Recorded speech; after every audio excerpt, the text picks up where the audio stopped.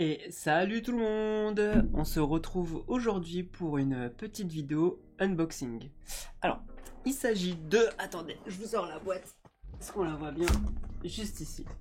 Donc, il s'agit de Dice Throne saison 1, la version française, avec l'édition donc collector, le Battle Chest.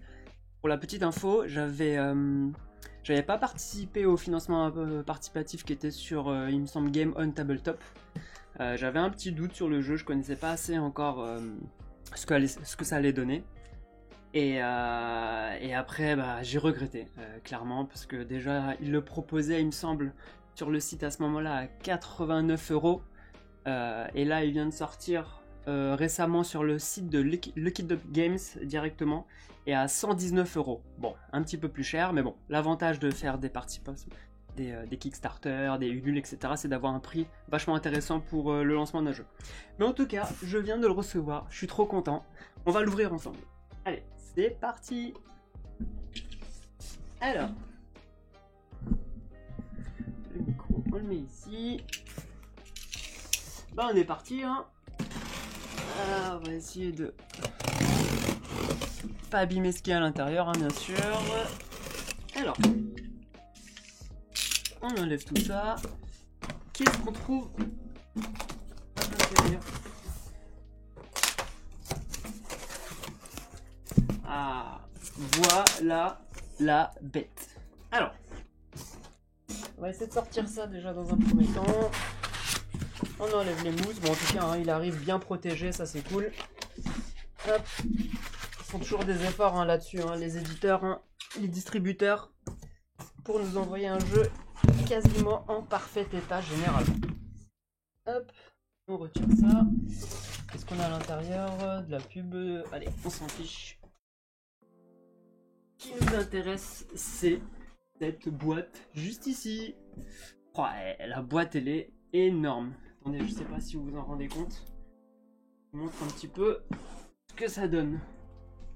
Comme ceci. En fait, c'est le design d'un livre, on dirait un peu un grimoire. Énorme, énorme, énorme. Alors, dedans, vous avez du coup le récap de tous les personnages. Hein. Donc, il y en a 8, si je me trompe pas, de 4, 6, 8. Oui, effectivement.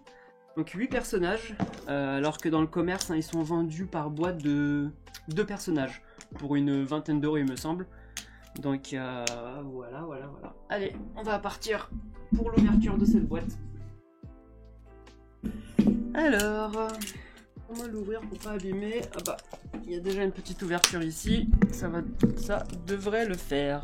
On va régler un petit peu le micro. Allez.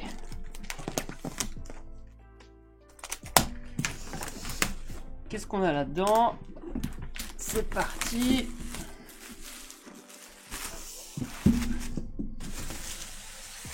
J'ai tellement hâte de l'essayer. Tellement. Alors non, je vais pas pouvoir faire de partie tout de suite. Mon compère... et binôme d'Ara n'est pas disponible. On verra peut-être dans la semaine si on arrivera à se caser un jour pour pouvoir tester tout ça. Alors, comment ils sont? Ok. Comme ceci. Waouh! Ok, le rangement, hein, nickel. Hein. Ici, on a quoi? Ok, des petits trucs à dépuncher. Ça, c'est les pions. C'est les petits pions qui vont avec les personnages. Ah bah au moins pour le coup, le jeu il est rangé mais nickel. Vous avez les boîtes ici avec les personnages. Comme ceci. Bah écoutez, c'est parti, on va essayer de les ouvrir tout ça. Toutes ces boîtes une par une, on va voir ce qu'il y a à l'intérieur. On retire ça pour le moment. On met ça de côté ici. Alors, qu'est-ce qu'on a là-dedans?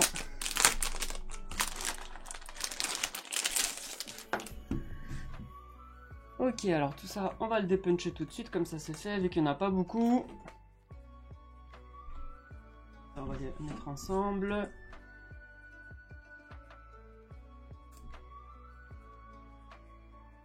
Là. Poubelle.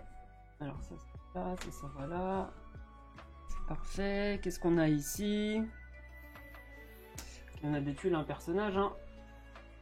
Montre un.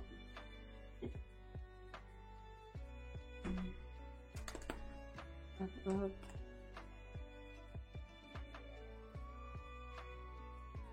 Bon, je continuerai le dépunchage un peu plus tard, hein. C'est pas trop grave pour ça pour le moment. On met de côté. On verra ça plus tard. Alors, règles du jeu, hein. Il n'y a pas beaucoup de pages, de toute façon, hein, pour ceux qui connaissent, hein, les règles ne sont pas très compliquées. Hein. On est sur un jeu d'affrontement qui peut se jouer jusqu'à 4, donc soit en duel, soit du 2 contre 2. Mais a priori, la version 2 contre 2 n'est pas la meilleure configuration hein, pour ce jeu. Allez, moi, ce qui m'intéresse, c'est le contenu de toutes ces boîtes de personnages. Alors, on commence d'abord par le barbare. On met ça de côté, juste ici. Le barbare. Ok, donc on a le plateau de jeu, comme ceci, avec les pouvoirs, les emplacements de cartes, etc. Qu'est-ce qu'on a d'autre à l'intérieur? Ok, la petite explication, avec il y a une petite FAQ, hein, les questions fréquentes, la difficulté ici du personnage. Hein, qui est indiqué juste là. Je montre. Juste là, donc a priori, hein, il n'a pas l'air très compliqué à jouer. Et derrière, vous avez... Ok, les attaques avec justement avec les jetons qui vont avec. Hein. Donc chaque personnage a des pouvoirs particuliers. Hein. Lui, par exemple, peut, lors d'une attaque, il peut mettre une commotion à un personnage ou un étourdissement, etc. etc. Qu'est-ce qu'on a d'autre ici? Alors, les points de combat. Juste ici, donc avec un petit plateau tournant. Hein. C'est facile à tourner. Ouah, au début, il est collé. Hein. En tout cas. Ok, là, une fois qu'il tourne, il tourne nickel. A priori, on peut aller jusqu'à 15 points de combat maximum. Ici, j'imagine que c'est les points de vie du personnage. Donc là, pareil, hein, faut le débloquer un peu. Ça force un peu au début. On va éviter de ne pas le trop casser. Voilà, c'est bon. Ok. Il me semble qu'on commence à 50 points de vie. On va déjà mettre ça sur 50. C'est parfait. Et les dés. Juste là. Les dés qui sont là. Hein. Et je vais régler. Ah. Ouais. 4 dés pour ce personnage. Allez. A priori, ils en ont tous 4. Hein. Et on va déballer les cartes. Un peu compliqué de retirer ces petits blisters là sur les cartes là. Alors. Un set de cartes. Hein. Je sais pas combien il y a de cartes d'ailleurs par ce personnage. Je sais pas s'ils le disent à peu près. 6 paquets de cartes mélangées. Non, là, il parle juste de mélanger les cartes. Bon, ok. Il y a la notice, amélioration, les types de dégâts, etc., etc. Alors, ça fait du bien. Il y a des cartes ici, justement, avec un coup. Vous avez, si vous voulez, si j'ai bien compris les règles. Je vous montre ça. Ici, vous avez le coup. Un point de combat qu'il faudra dépenser pour pouvoir, je sais pas si on voit bien, pour pouvoir jouer cette carte là.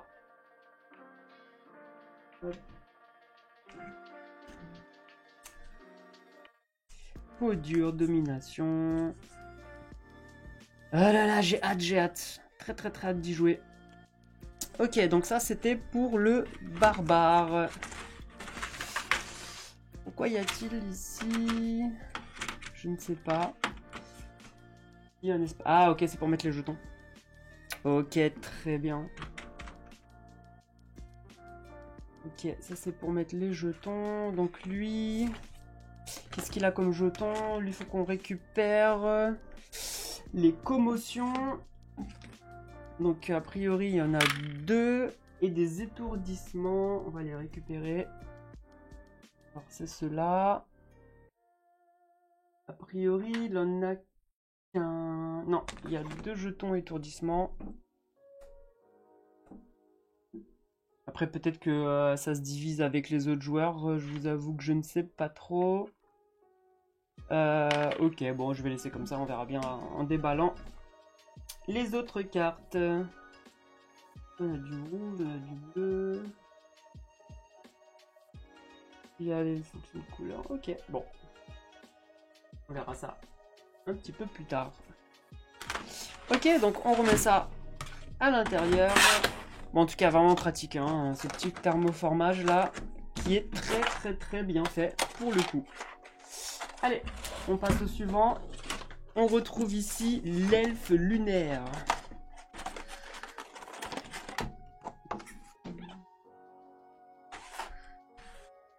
Alors, pareil, hein. Très beau plateau. Très stylé comme personnage en tout cas.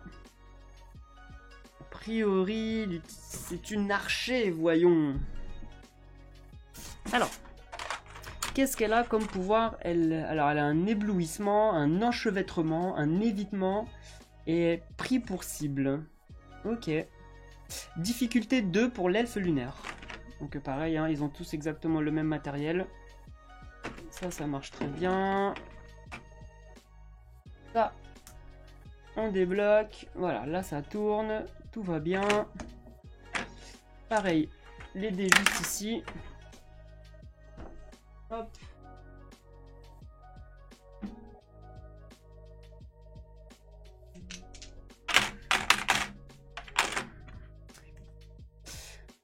On prendra le temps de lire tout ça tranquillement tout à l'heure. Alors, il y a une petite bio de chaque personnage. Donc, l'elfe lunaire. Tire son énergie de la lumière émise par la lune. Ses flèches explosives peuvent transpercer jusqu'aux armures les plus résistantes lorsqu'elle les tire avec son arc géant. Preste et agile, elle est extrêmement difficile à atteindre tandis qu'elle choisit ses cibles adverses depuis le vallon boisé. Ok. Très bien. Bah, du coup, je vais en profiter pour relire également le barbare. Hein. Lisons les petites histoires de chacun pour se mettre dans l'ambiance. Alors, le barbare, qu'est-ce qu'il nous dit? Alors, le barbare n'est pas le plus élégant des héros. Il adore fracasser des trucs. On dit qu'il frappe ses adversaires si fort qu'il les laisse assommés et traumatisés. En bloquant sans cesse les attaques lourdes, il démontre que même le plus simple des styles de combat peut s'avérer mortel. Oui, bah comme son nom l'indique, hein, c'est un peu le bourrin de la partie, j'imagine. Allez, next. On retrouve la pyromancienne. Ah, j'aime beaucoup également le design. Hein. Oui, à chaque fois je regarde derrière parce que je sais que dans la saison 2 de Dice Room qui est sortie, il me semble, cette année, pour l'instant qu'en anglais, il y a un personnage où on retourne son plateau, je crois que c'est le pirate, ou la pirate, et quand vous la retournez, en fait, c'est un peu... ça devient un squelette, un peu comme Jack Sparrow. La pyromancienne. Alors. Ok, alors, sa bio. Alors, elle n'a qu'une seule manière de faire face à ses ennemis, la destruction rapide et brûlante. Même sa défense s'avère offensive. C'est une colosse au pied d'argile qui inflige d'énormes dégâts, réduisant ses adversaires en cendres. Ouais, ok, alors, elle a à terre, brûlure, maîtrise du feu et également étourdissement. Ok, c'est pour ça que du coup j'ai pas rangé, hein, parce que le barbare avait aussi étourdissement, donc j'imagine qu'ils ont un jeton chacun à mettre à l'intérieur. Continuons. On tombe sur voleur de l'ombre. A priori qui a l'air de manier un peu les potions, ou plutôt je dirais les poisons. Pareil, il n'y a rien derrière. Très bien. Très stylé aussi. Qu'est-ce qu'il nous dit? Le voleur de l'ombre n'aime pas que les choses s'achèvent trop vite. Il préfère les lentes du prix, les assauts longs et insidieux. Augmenter sa santé, empoisonner son adversaire, se cacher et frapper depuis l'ombre. C'est son genre. Si on lui permet de mener à bout sa stratégie complexe, alors ses victimes se retrouveront complètement à sa merci. Ok, donc je pense que c'est un petit personnage qui prépare du coup un peu... il doit faire peut-être des petits dégâts au début et ensuite il doit tout déchirer. Qu'est-ce qu'il a en termes d'attaque spéciale? Alors il a l'ombre, une attaque furtive et du poison. Ok. Pas étonnant, hein, le voleur, le poison. ils sont souvent... Hop. L'un va souvent avec l'autre. Alors ensuite on a le moine. Serait-il un peu le soigneur du groupe? Ou pas du tout? On va voir. Qu'est-ce qu'on a? Qu'est-ce qu'il nous dit? Alors lui il a une difficulté de 4 par contre. Donc là on augmente un peu en difficulté. Le moine est maître de l'art du chi. Il peut canaliser cette énergie ancienne pour absorber les attaques de ses adversaires. Il peut également utiliser le chi pour déchaîner un tourbillon de souffrance. Le moine n'est pas seulement le calme avant la tempête, mais la tempête en personne. Ok. Cool, cool. Alors, il peut utiliser du chi, justement. Il a l'évitement, à terre et purification. Très bien, très bien, très bien. Continuons. Alors, on est dans le bon sens. Ensuite, le paladin. Bah bien sûr, voyons. Pourquoi pas? Alors, très beau plateau, hein. Poids inébranlable. Ok. Oh, pas mal de pouvoir, lui. Rétribution, critique, protection, précision et bénédiction divine. Alors, difficulté niveau 5. L'épée de vertu du paladin frappe dur et juste. Grâce à sa dévotion à toute épreuve, il est capable d'une défense céleste. Le paladin se lance dans la bataille avec la certitude que les divins est à ses côtés et que la victoire est son droit souverain. Ok. Très très bien. J'aime bien les paladins. C'est un peu les bourrins, mais ils ont une... ils se soignent, donc je trouve qu'ils ont un bel équilibre entre force et sagesse peut-être. Ensuite, nous avons le ninja. Yeah. Plutôt, c'est un homme ou une femme? Une ninja, un ninja? Ah, une ninja, je pense. Oui, a priori, elle a des... Donc voilà, j'imagine. Alors, poison latent, bombe fumigène et ninjutsu. Alors, la ninja sait que la victoire n'est jamais acquise. Elle a donc passé d'innombrables heures à perfectionner son art.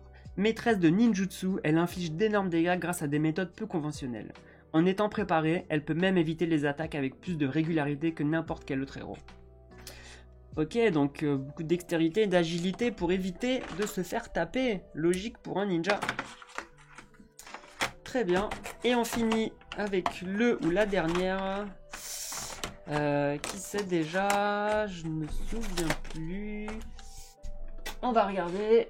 Et on a... Ah, le Tréant. Notre héros un peu de la nature. Alors. Ah, très très beau. Hein. Très beau dessin aussi également. Hein. Il est stylé. Hein. Il est très très stylé. Qu'est-ce qu'il a? Alors, esprit de jeune pousse, esprit de jeune arbre, esprit de dryade, ronce et source. Ah, ok. A priori, il invoque, je pense, des créatures pour l'aider. Alors, le Tréant est le plus vieux des compétiteurs. Il a décidé qu'il ne pouvait rester un bâton planté dans la boue à pleurer pour des saules. Il a fait le choix de se ramifier et de suivre sa propre feuille de route, laissant son fourré derrière, non sans écraser une larme de sève au coin de son œil. Il a creusé profond, bûché sans casser le tronc, pour se rapprocher toujours plus près de la véritable racine du problème, le roi fou. Eh ben, pas mal de jeux de mots, hein. Sympa, sympa, hein. Ok, très très cool.